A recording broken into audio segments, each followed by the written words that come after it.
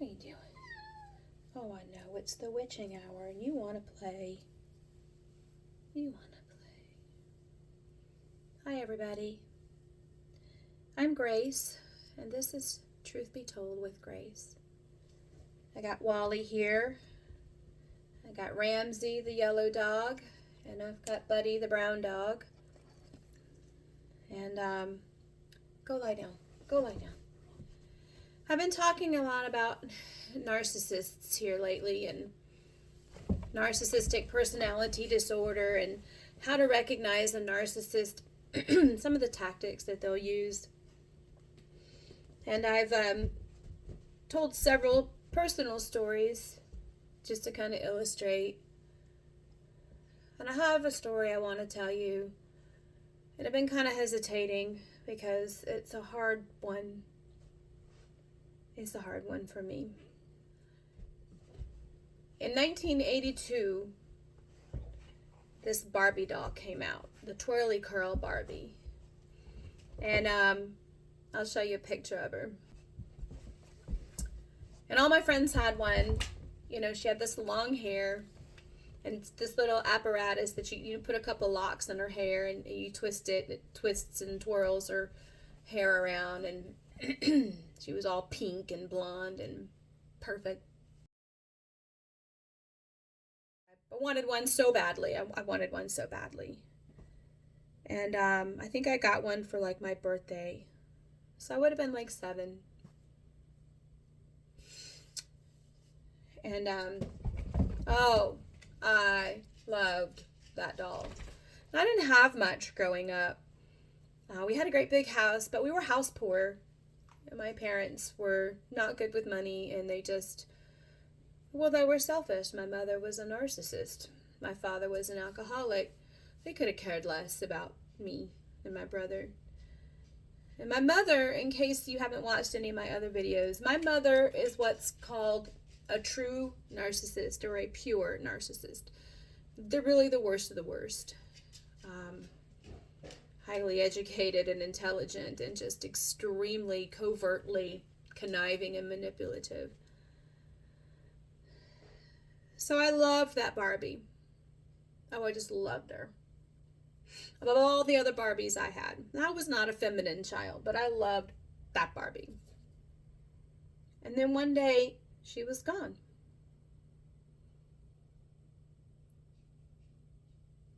I said, Mom, I can't find my twirly curl Barbie. Oh, I'm sure she's around. You probably just misplaced her. Now, I had the little curly apparatus and all the little things that came with her, but I didn't have her. So I looked everywhere. Oh, don't worry. She'll turn up. She'll turn up. Couldn't find her. I wouldn't have just misplaced her. She's my favorite. She was gone. So my mother was a teacher. She was an elementary school teacher. She taught gifted. And, she was teaching at an elementary school, a local elementary school, and she had one of those, like, trailers, classroom trailers. And she was always doing the funnest things with her students. She really loved her students. And she was doing this project where, my mother really loved Greek mythology. And she made these shadow boxes, with the different characters from Greek mythology. And sometimes I would go to school with her, like, on the weekends or in the evenings when she had stuff she needed to do, papers to grade or whatever. And there was always fun stuff there to look at, not like home where we'd had nothing and hardly any food. But so she had all these new shadow boxes set up for her Greek mythology. Guess who was playing the part of Aphrodite? Rising up out of the shell and with all her beautiful flowing blonde hair. My twirl and curl Barbie. And I said, there she is, That's her. That's my Barbie. This is not want my Barbie, And she just, oh no, that one's not. I mean, just she didn't even miss a beat. She's no, that's not yours. That's a student donated that one. Well, how dadgum convenient. I mean, I couldn't have been more than 8 at this point. I don't think I had the Barbie that long. How convenient. And I'm like, are you sure? Are you sure? Are you sure that's not her? But I'm missing mine and you have this one. Then she gets offended. I didn't know what gaslighting was back then. And she gets offended. Like I'm the one in the wrong. That I would accuse her of being unscrupulous. So what, can I trade you for her? Nope. I said, please, any Barbie you want, any Barbie of mine you want, you can have them all. I just want her. No. She's like, I want that one because it's got the long hair and Aphrodite had long hair. I said, well, when you're done with her, can I have her? Can I have this one? She's like, fine, but I'm just letting you know it's going to be a long time before we're done with them. So I'm like, okay. So now I'm like happy. Like, I'm okay, because, I mean, I had asked in the past, I mean, can you buy me another twist and twirl Barbie? And it was kind of like, no, you lost that one type thing. Well, here she was. But, so I was kind of happy. I was satiated because I thought, in a couple months I'd get my Barbie back. And I just would overlook the fact that my mother had stolen her because I knew she did. In weeks and months. And every time I would go to school with her, to work with her, I'd just go and stand and stare at her. I wasn't even allowed to touch her because I might mess her up. They had plastic, covering the shadow boxes so you could see.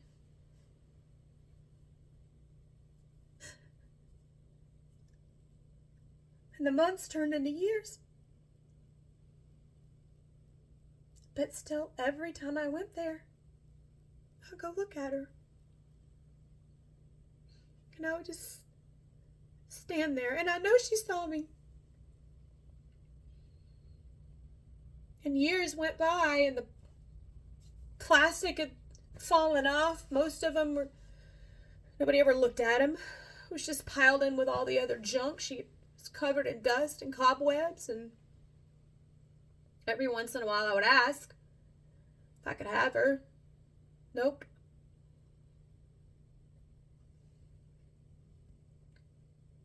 I never could understand, especially after I became a mother, how you could just watch your child pine away like that, knowing you had the power.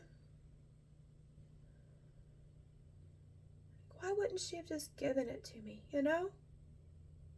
or bought me one, bought me a new one?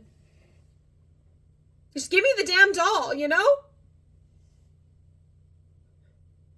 You don't even notice it. You don't even care about it. You only want it, so I can't have it. And I couldn't understand that. Do you know when I got the doll back? I was 16 years old when I got that doll back. My mother had quit her job. And she decided to move from Athens, Georgia to here in North Carolina. She had cleaned out that trailer and the doll was just thrown in the bottom of her closet with a bunch of other stuff. And I saw her lying there.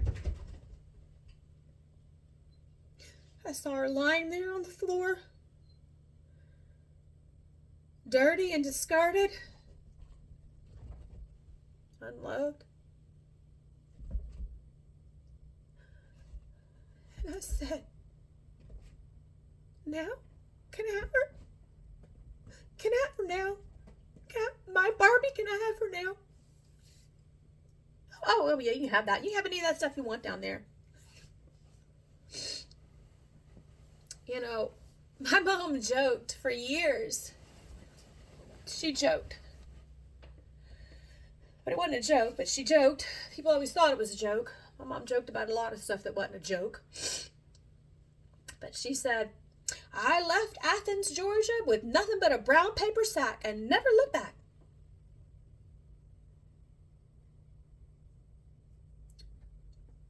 That's what she did. She left the furniture, food in the refrigerator. She left me.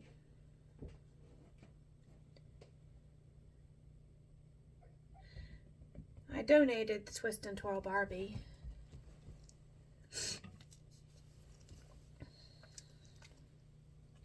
I thought after all those years sitting in a box, she should have a little girl somewhere to love her. She deserved it, you know. She deserved to be loved. After so many years of being unloved. Now I was 16 years old. I didn't play with Barbies anymore. I just couldn't stand to see her lying there like that. It's just really the principle.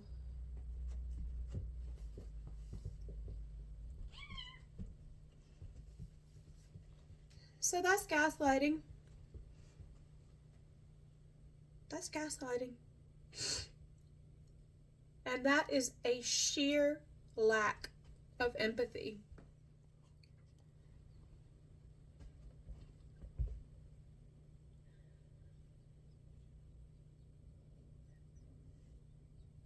That one story kind of sums up my whole childhood.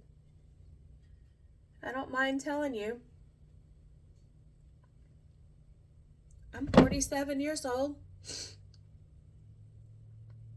We're talking about something that happened 31 years ago. 31 years when I got the Barbie back, anyway. And it still has this kind of an effect on you, you know? On me. There are some wounds that are too deep to heal fully, ever. There's some pain that never fully goes away. And for so many years, I could never understand why she did that to me. And that was just one thing.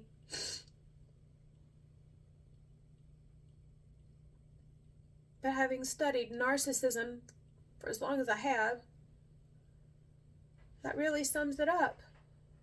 Those two things, gaslighting and a sheer lack of empathy. Because that takes a cold, cold heart to torture your child like that.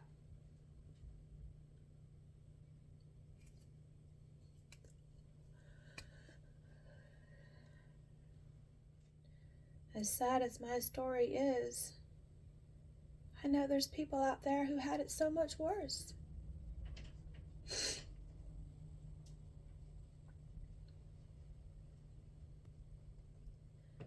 You know, there's a verse in the Bible.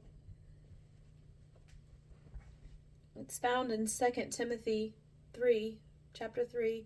It's verses 1 through 5. Paul wrote it. It was a letter he was writing to his apprentice, Timothy. When he talked about how people's attitudes would be towards the end, the last days, the end of the system of things, the Bible calls it. And in there, you know, there's this whole list of things. And one of the things is, he says that they'll have no natural affection. People will have no natural affection.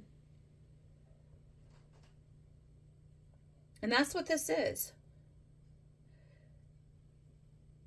Natural affection is the affection that a parent should have for their child. That people should have for one another.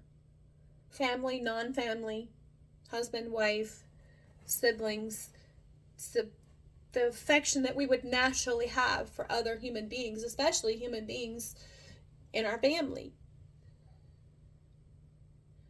Having no natural affection. When I look around the world, golly, that's so true. I look at my mother, that's so true. Natural affection would have enabled her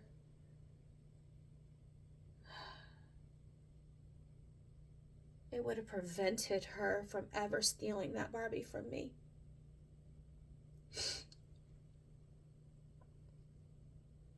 A lack of empathy. Even if what she said was true, and another student did give her the Barbie, why wouldn't she have just given it to me? She saw how much it hurt me to not have it. Why not just give it to me? It's because she had no empathy. My pain meant nothing to her.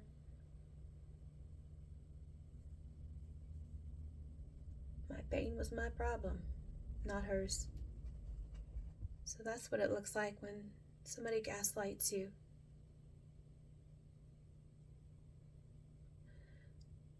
And that's what a lack of empathy looks like.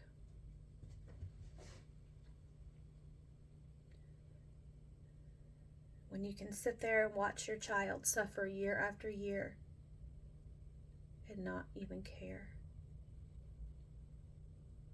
That's a narcissist. That's a true, pure narcissist. And that was my mother. But that's not me.